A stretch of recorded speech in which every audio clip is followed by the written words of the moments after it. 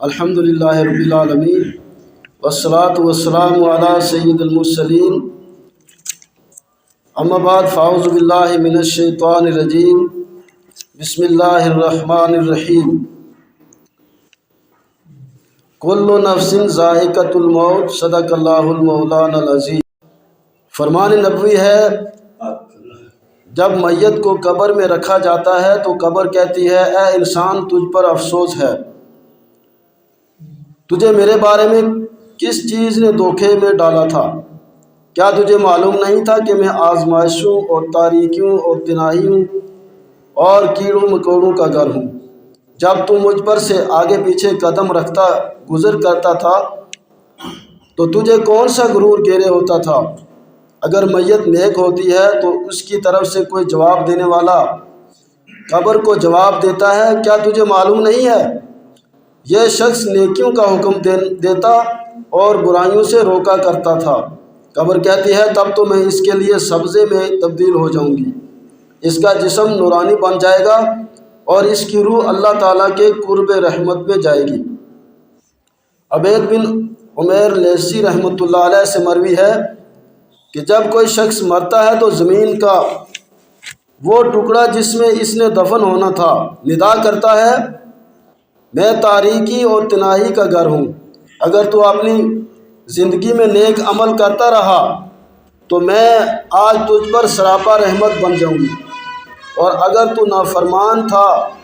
تو میں آج تیرے لیے سزا بن جاؤں گی۔ میں وہ ہوں کہ جو مجھ میں حق کا فرماندار بن کر آتا ہے وہ خوش ہو کر باہر نکلتا ہے، اور جو نافرمان بن کر آتا ہے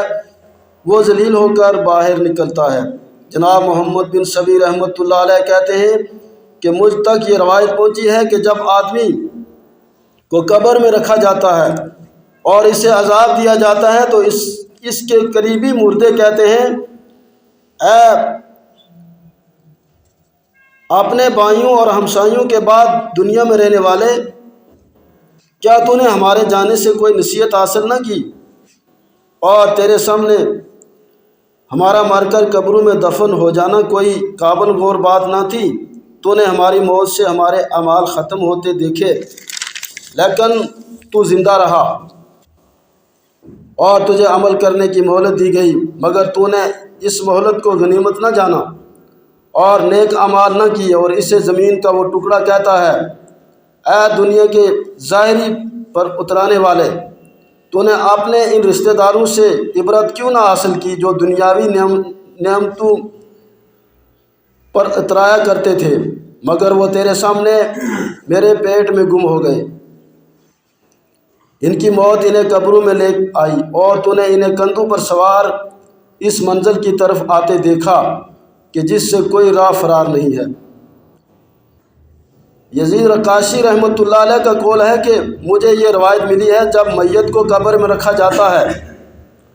تو اس کے اعمال جمع ہو جاتے ہیں، پھر اللہ تعالیٰ انہیں قوت گویائی دیتا ہے اور وہ کہتے ہیں اے قبر کے تنہا انسان، تیرے سب دوست عزیز تجھ سے جدا ہو گئے، آج ہمارے سوا تیرا کوئی ساتھی نہ ہوگا۔ حضرت کعب رضی اللہ تعالیٰ عنہ سے مروی ہے کہ جب نیک آدمی کو قبر میں رکھا جاتا ہے تو اس کے اعمال صالحہ، نماز، روزہ، حج، جہاد، صدقہ وغیرہ اس کے پاس جمع ہو جاتے ہیں۔ جب عذاب کے فرشتے اس کے پیروں کی طرف سے آتے ہیں تو نماز کہتی ہے اس سے دور رہو، تمہارا یہاں کوئی کام نہیں۔ یہ ان پیروں پر کھڑا ہو کر اللہ تعالیٰ کی لمبی لمبی عبادت کرتا تھا۔ پھر وہ فرشتے سر کی طرف سے آتے ہیں تو روزہ کہتا ہے تمہارے لیے اس کی طرف کوئی راہ نہیں ہے، کیونکہ دنیا میں اللہ تعالیٰ کی خوشنودی کے لیے اس نے بہت روزے رکھے اور طویل بھوک پیاس برداشت کی۔ فرشتے اس کے جسم کے دوسرے حصوں کی طرف سے آتے ہیں تو حج اور جہاد کہتے ہیں کہ ہٹ جاؤ، اس نے اپنے جسم کو دکھ میں ڈال کر اللہ تعالیٰ کی رضا کے لیے حج و جہاد کیا تھا، لہٰذا تمہارے لیے یہاں کوئی جگہ نہیں۔ پھر وہ ہاتھوں کی طرف سے آتے ہیں تو صدقہ کہتا ہے میرے دوست سے ہٹ جاؤ، ان ہاتھوں سے کتنے صدقات نکلے ہیں جو محض خوشنودی خدا کے لیے دیے گئے اور ان ہاتھوں سے نکل کر بارگاہ الہی میں مقبولیت کے درجے پر فائز ہوئے۔ لہٰذا یہاں تمہارا کوئی کام نہیں۔ پھر اس میت کو کہا جاتا ہے کہ تیری زندگی اور موت دونوں بہترین ہیں، اور رحمت کے فرشتے اس کی قبر میں جنت کا فرش بچھاتے ہیں، اس کے لیے جنتی لباس لاتے ہیں، حد نگاہ تک اس کی قبر کو فراخ کشادہ کر دیا جاتا ہے، اور جنت کی ایک قندیل اس کی قبر میں روشن کر دی جاتی ہے، اس سے وہ قیامت کے دن روشنی حاصل کرتا رہے گا۔ جناب عبید بن عمیر نے ایک جنازے کے جلوس میں کہا کہ مجھے یہ روایت پہنچی ہے کہ حضور صلی اللہ علیہ وسلم نے فرمایا، میت کو قبر میں بٹھایا جاتا ہے، طرح حال ہے کہ وہ چلنے والوں کی قدموں کی چاپ کو سن رہا ہوتا ہے، تو اس کے ساتھ قبر گفتگو کرتی ہے اور کہتی ہے کہ اے انسان، تجھ پر افسوس ہے، کیا تجھے مجھ سے، میری تنگی سے، بدبو سے، ہیبت اور کیڑوں سے نہیں ڈرایا گیا تھا؟ اب تو میرے لیے کیا تیاری کر کے لایا ہے؟ حضرت برا بن عازب رضی اللہ تعالیٰ سے مروی ہے کہ ہم حضور صلی اللہ علیہ وسلم کے ساتھ ایک انصاری جوان کے جنازے میں گئے، حضور قبر پر سر جھکا کر بیٹھ گئے، پھر 3 مرتبہ اللہم انی اعوذ بک من عذاب القبر، اے اللہ میں تجھ سے عذاب قبر سے پناہ مانگتا ہوں، یہ کہہ کر فرمایا جب مومن موت کا وقت قریب آتا ہے تو اللہ تعالیٰ اس کی طرف ایسے فرشتے بھیجتا ہے جن کے چہرے سورج کی طرح روشن ہوتے ہیں، اور اس کے لیے خوشبوئیں اور کفن ساتھ لاتے ہیں، اور حد نظر تک بیٹھ جاتے ہیں۔ جب اس مومن کی روح پرواز کرتی ہے تو اس آسمان و زمین کے درمیان رہنے والے تمام فرشتے اس کے درجات کی بلندی کی دعا کرتے ہیں، اس کے لیے آسمانوں کے دروازے کھول دیے جاتے ہیں، اور آسمان کے ہر دروازے کی خواہش ہوتی ہے کہ یہ روح میرے یہاں سے داخل ہو۔ جب اس کی روح اوپر کو جاتی ہے تو کہا جاتا ہے اے اللہ تیرا فلاں بندہ آ گیا ہے، رب تعالیٰ ارشاد فرماتا ہے اسے لے جاؤ اور اسے وہ انعامات دکھلاؤ جو میں نے اس کے لیے تیار کیے ہیں، کیونکہ میں نے وعدہ کیا ہے کہ انہیں مٹی سے میں نے پیدا کیا ہے اور اسی میں ان کو لٹاؤں گا۔ مردہ قبر میں لوگوں کے جوتوں کی چاپ کو سنتا ہوتا ہے، جب وہ اسے دفن کر کے واپس جا رہے ہوتے ہیں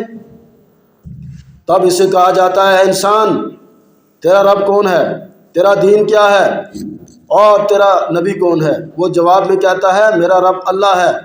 میرا دین اسلام ہے اور میرا نبی محمد صلی اللہ علیہ وسلم ہے۔ پھر فرمایا قبر میں فرشتے سخت سرزنش کرتے ہیں، اور یہ آخری مصیبت ہے جو میت پر قبر میں نازل ہوتی ہے۔ جب وہ ان کے سوالات کے جواب سے فارغ ہوتا ہے تو منادی ندا کرتا ہے تو نے سچ کہا،